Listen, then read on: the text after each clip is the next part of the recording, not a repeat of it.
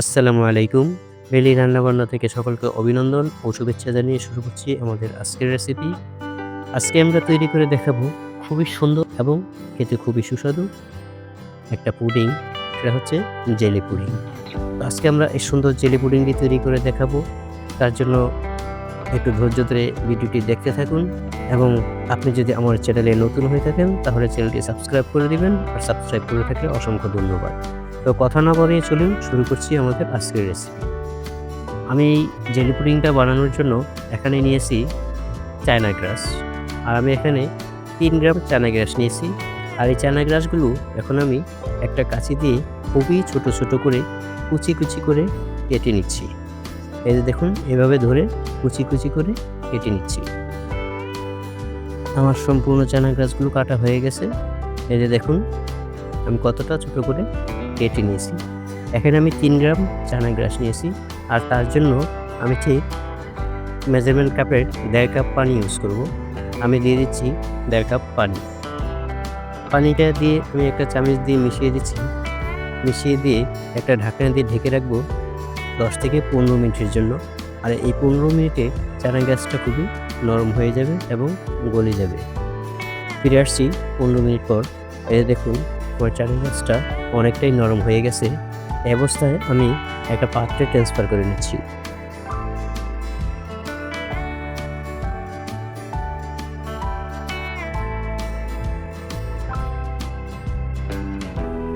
আমার ট্রান্সফার করে নেওয়া হয়ে গেছে। এখন দিয়ে দিচ্ছি 1/3 কাপ চিনি। চিনিটা দিয়ে আমি মিশ্রণের পাত্রটাকে চুলায় বসিয়ে দিচ্ছি এবং চুলায় বসিয়ে দিয়ে আঁচটা মিডিয়ামের চেয়ে একটু বেশি রেখে চুলাটা অন করে দিচ্ছি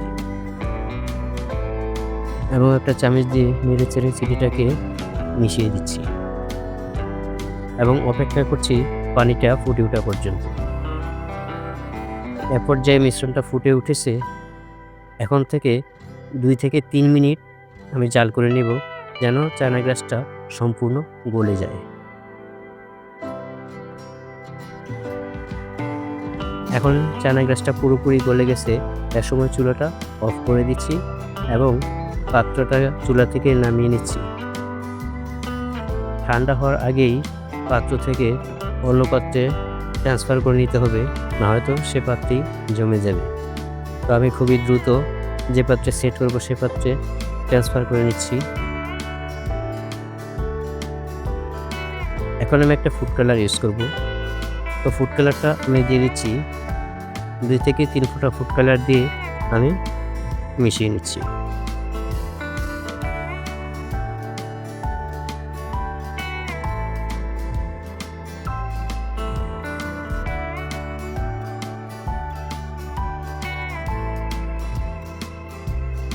আমার কালারটা একটু কম মনে হয়েছে, আমি আরও ২-৩ ফোঁটা কালার দিয়ে দিয়েছি, যাতে করে কালারটা একটু সুন্দর হয়ে যায়।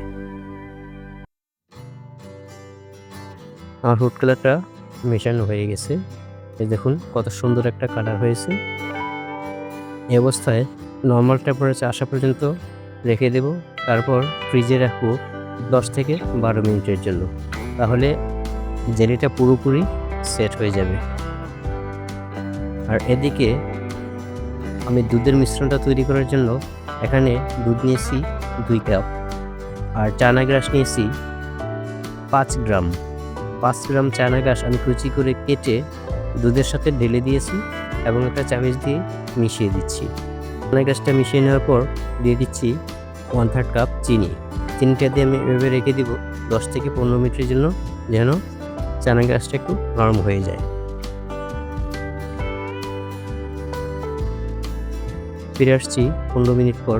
এখন পাত্রটাকে চুলায় বসিয়ে আবারও জাল করে নিব। চুলাটাকে অন করে দিচ্ছি মিডিয়ামের চেয়ে একটু বেশি তাপমাত্রা রেখে। এ পর্যায়ে দুধটা ফুটতে শুরু করেছে। এখন থেকে আমি ঠিক ৩ থেকে ৪ মিনিটের জন্য জাল করে নেব, যেন চায়না গ্রাসটা পুরোপুরি গলে যায় এবং পূর্বের জেলিটা সেট হয়ে গেছে। এখন সেটাকে আনমোল্ড করে দিব। তার জন্য সাইডটাকে একটু টেনে নিয়ে এভাবে আমি একটা পাত্রে আনমোল্ড করে নিচ্ছি।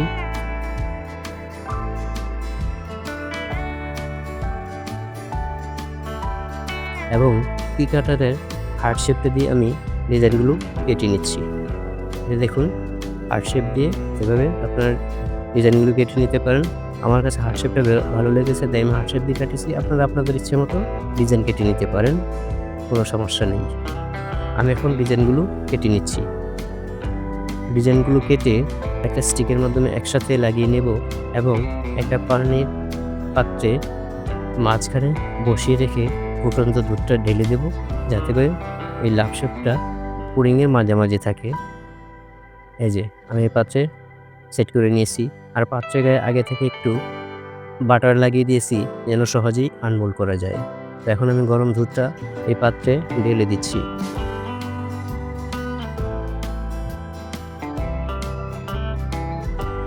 পুরোপুরি ঢেলে দেওয়া হয়ে গেছে। এখন এটাকে নর্মাল টেম্পারেচার আসা পর্যন্ত অপেক্ষা করব এবং তারপর ফ্রিজে রাখবো 10 থেকে 15 মিনিটের জন্য। ফিরে আসছি 15 মিনিট পর। এই যে দেখুন আমার পুডিংটা পুরোপুরি সেট হয়ে গেছে। এই দেখুন কতটা শক্ত হয়েছে। আপনার এই মেজারমেন্টটা ঠিক রাখবেন, তাহলেও আপনাদেরটাও ঠিক এরকমভাবেই সেট হবে। তো এখন আমি পুডিংটাকে আনমোল্ড করে নিচ্ছি। এই দেখুন মাশাআল্লাহ কত সুন্দরভাবে শক্ত হয়ে সেট হয়েছে আমাদের জেলি পুডিংটা। দেখছেন কতটা সুন্দর হয়েছে। তো আশা করছি আপনারাও বাসায় ট্রাই করবেন এভাবে জেলি পুডিং তৈরি করার জন্য। এখন আমি এই জেলি পুডিংটাকে একটা চাকু দিয়ে স্লাইস করে কেটে নিচ্ছি। এই দেখুন এভাবে চাকু দিয়ে চাপ দিলেই কেটে যাবে। মাশাআল্লাহ ভিতরের ডিজাইনটা কতটা সুন্দর হয়েছে, অনেক সুন্দর হয়েছে এবং দেখতে যেমন সুন্দর হয়েছে খেতেও দারুণ লাগে।